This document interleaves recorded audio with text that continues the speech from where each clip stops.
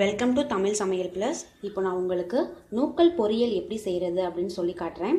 இதுக்கு வந்து நான் 2 நூக்கல் வந்து தோல்லாம் உரிச்சிட்டு நல்லா கழுவிட்டு குட்டி குட்டியாக இந்த மாதிரி நறுக்கி வச்சுருக்கேன். 2 நூக்கல் எடுத்திருக்கேன். அடுத்து ஒரு தாச்சியில் வந்து கொஞ்சமாக ஒரு 2 டீஸ்பூன் போல் எண்ணெய் விட்டுட்டு அது காஞ்சோன்னு கடுகு உளுந்து போட்டுக்கலாம்.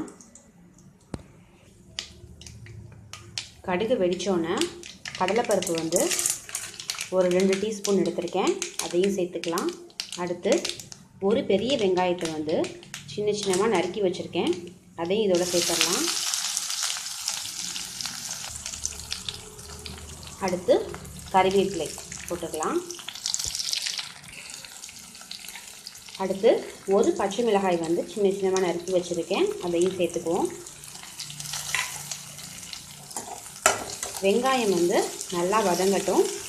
வதங்கினோன்னு நம்ம எடுத்து வச்சுருக்க நூக்கலை சேர்த்துடலாம். இப்போ நூக்கல் போட்டாச்சு. ஒரு 2 மினிட்ஸ்க்கு வந்து நல்லா வதங்கட்டும்.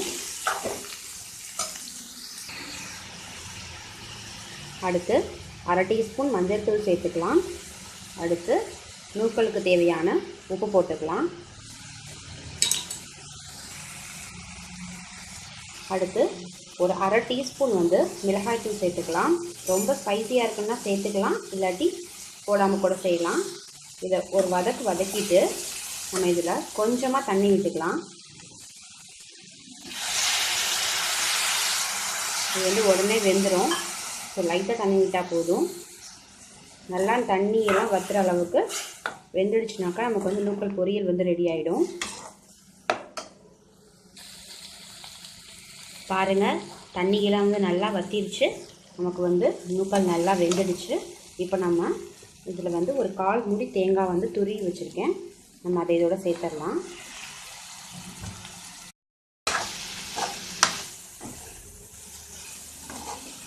பாருங்கள், நல்லா சூப்பராக வெந்துடுச்சு. தேங்காய் பூ போட்டோன்னே நல்லா அழகாக இருக்குது பார்க்க. நமக்கு இப்போது நூக்கல் பொரியல் வந்து ரெடி ஆகிடுச்சு. ஸ்டவ் ஆஃப் பண்ணிடலாம்.